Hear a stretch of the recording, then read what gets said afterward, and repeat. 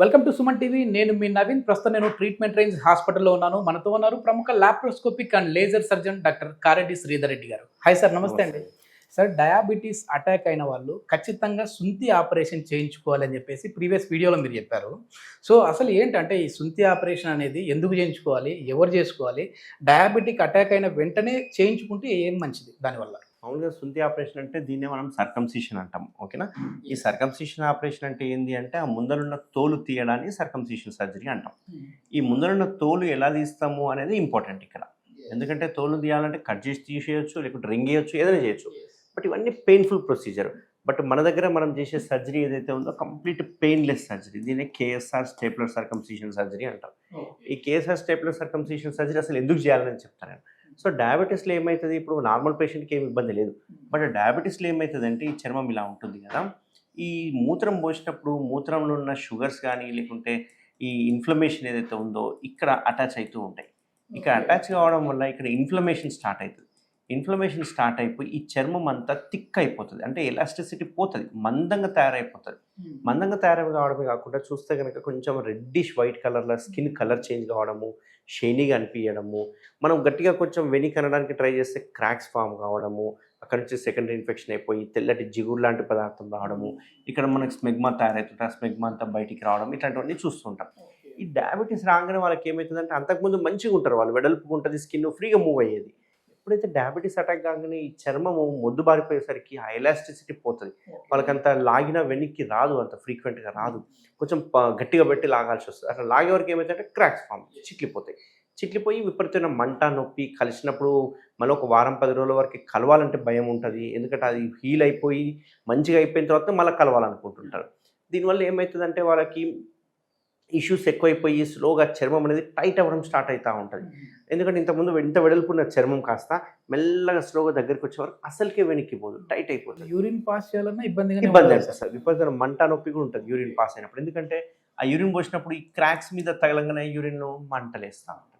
అట్లాంటి వాళ్ళకి ఏం చేయాల్సి వస్తుంది అంటే దానికి ఆ ముందర చర్మం తీసేయాలి. ఎటువంటి పరిస్థితులు అది పెట్టుకోవడం వల్ల ఉపయోగం లేదు. మనం ఈ కండిషనే బెలనైటిస్ అని, బెలనోపాస్థైటిస్ అని అంటుంటాం అన్నట్టు. ఓకే, కొన్ని రకాల ల్యూబ్రికెంట్స్ వచ్చాయి, క్రీమ్స్ వచ్చాయి, అది రాస్తే సరిపోతుంది కదా, సర్జరీ వరకు ఎందుకు వెళ్ళాలని ఒక కమెంట్ వచ్చింది. వాళ్ళకి ఏం చెప్తారు సార్? సో ఇక్కడ మెయిన్ ఇంపార్టెంట్ ఏంటంటే ఈ బెలనైటిస్ అనేది బెలనోపాస్థైటిస్ కాదు, బెలనైటిస్ అనేది మాత్రం self limiting disease. Self limiting disease అంటే మనం ట్రీట్మెంట్ తీసుకున్నా తీసుకోకపోయినా బాడీ యొక్క ఇమ్యూనిటీ వల్ల ఇది మంచిగా హీల్ అయిపోతుంది.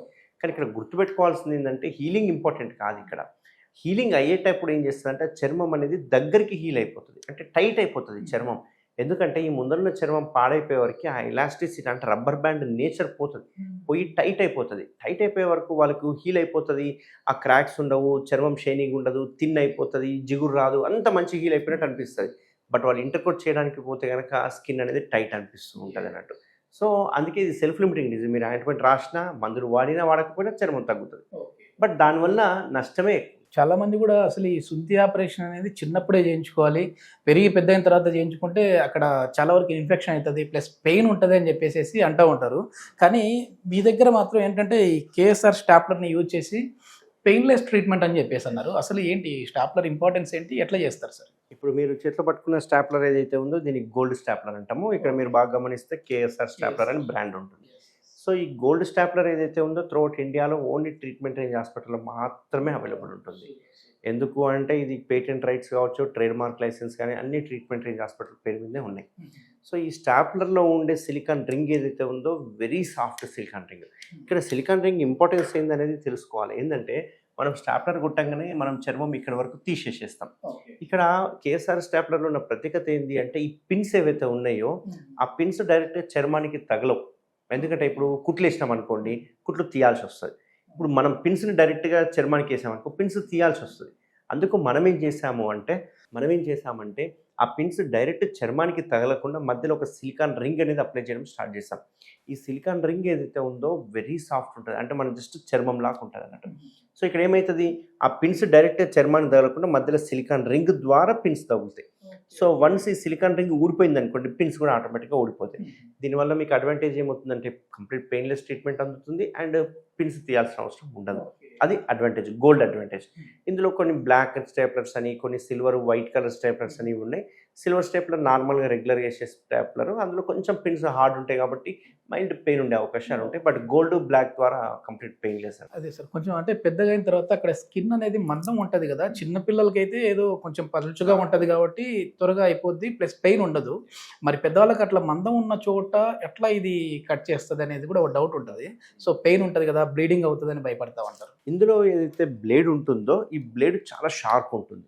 ఓకేనా, సో ఇది ఎంత థిక్ స్కిన్ అయినా మనము దీన్ని హ్యాండిల్ చేయగలుగుతాం. బ్లాక్ స్టేప్లర్ కానీ గోల్డ్ స్టేప్లర్ కానీ ఎంత థిక్ స్కిన్ ఉండి డయాబెటీస్ వచ్చి క్రానిక్ డయాబెటీస్ వచ్చి అక్కడంతా హార్డ్ అయిపోయినా కానీ ఇది కట్ చేయగలుగుతుంది. ఈవెన్ నార్మల్ స్టేప్లర్ కూడా కట్ చేయగలుగుతుంది, దానికంటే బెటర్ ఇది.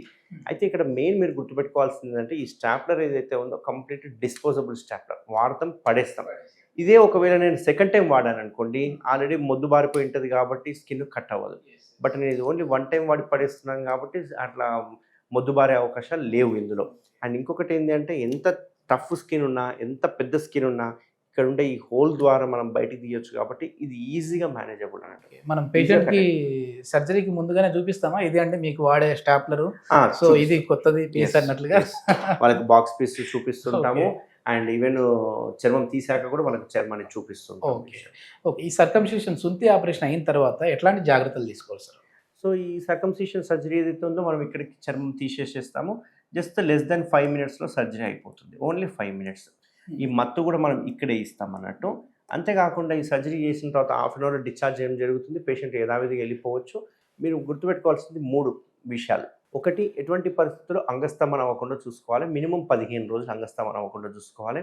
And second most important, 1 month వరకు కలవకూడదు, ఎటువంటి పరిస్థితుల్లో కూడా ఇంటర్కోర్స్ చేయకూడదు. అండ్ మూడోది ముఖ్యమైన ఇంపార్టెంట్ ఏంటి అంటే క్లీనింగ్ చాలా ఇంపార్టెంట్.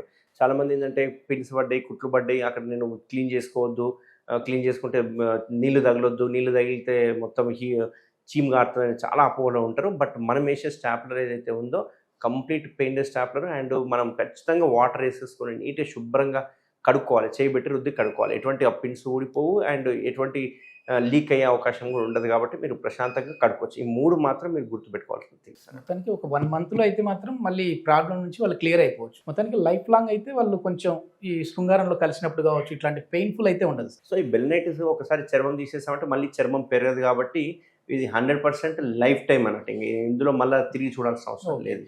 ఓకే, అంటే ఇప్పుడు డయాబెటిక్ అటాక్ అయింది సార్. అటాక్ అయినప్పుడు ఏంటంటే మరీ స్టార్టింగ్లోనే మేము చేసుకోవడం అవసరమా, ఎప్పుడో కదా ఇది ప్రాబ్లం వచ్చినప్పుడు దీనికి కూడా ఏమైనా స్టేజెస్ ఉంటాయా? ఇప్పుడు మనం పైల్స్ గురించి మాట్లాడేటప్పుడు first stage, second stage, third, fourth అయితే కంపల్సరీ చేయించుకోవాలి అన్నారు. అట్లా దీనికి కూడా ఇప్పుడే కదా అటాక్ అయింది డయాబెటీస్, సో ఇప్పుడే ఎందుకు చేయించుకోవాలి, నిదానంగా చేయించుకుందాం అనుకునే వాళ్ళకి ఏం చెప్తారు? చాలా మందికి డయాబెటీస్ అయిన తర్వాత 20 ఏళ్ళకి రావచ్చు, లేకుంటే 2 రోజులకు కూడా రావచ్చు. ఇది ఎప్పుడు వస్తుంది అనేది ఎవరైనా ప్రిడిక్ట్ చేయడానికి రాదు. అండ్ మోస్ట్ ఇంపార్టెంట్ ఏంటి అంటే డయాబెటీస్ ఎప్పుడైతే వచ్చిందో ఇమ్మీడియట్గా పైన ఉన్న చర్మాన్ని తీయించేసుకోవాలి. ఎందుకు అంటే ఆ చర్మం ఎప్పటికైనా మీకు ప్రాబ్లం క్రియేట్ చేస్తుంది. మీరు డిలే చేసే కొద్ది కల్లా ఈ చర్మము కింద అతుక్కుంటుంది.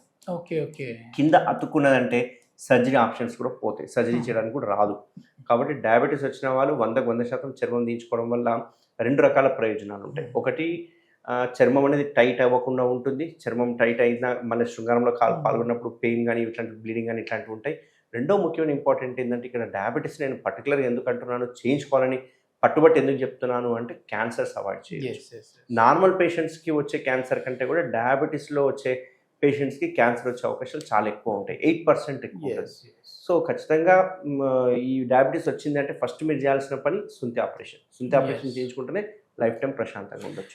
ఇది మొత్తానికి ఏంటంటే ఒకప్పుడు కొన్ని అపోహలు ఉండేవి. సో ఇది లేదు ఒక కమ్యూనిటీ వాళ్ళు మాత్రమే చేయించుకోవాలని, కానీ ఇప్పటికే కారెడ్డి శ్రీధర్ రెడ్డి గారు దీనిపైన ఎన్నో అవేర్నెస్ వీడియోస్ అయితే చేస్తూ ఉన్నారు. సో ఇది మన హెల్త్కు సంబంధించింది. మీకు నార్మల్గా ఉన్నప్పుడైతే అది అవసరం అయితే చేయించుకోండి, కానీ డయాబెటిక్ ఉన్న వాళ్ళు మాత్రం ఖచ్చితంగా చేయించుకోండి. పినల్ క్యాన్సర్ లాంటివి కూడా రాకుండా దీన్ని అరికట్టచ్చు అని చెప్పేసి ఇప్పటికే ఎన్నో వీడియోస్ అయితే చేశారు. సో దీనికి సంబంధించిన ఫర్దర్ ఇన్ఫర్మేషన్ కావాలంటే ఇక్కడ మేము హాస్పిటల్ కాంటాక్ట్ నెంబర్ ప్రొవైడ్ చేస్తూ ఉన్నాం. ఇంకా వారితో మాట్లాడి పూర్తి వివరాలు అయితే తెలుసుకోవచ్చు. Thank you sir. Thank you అండి.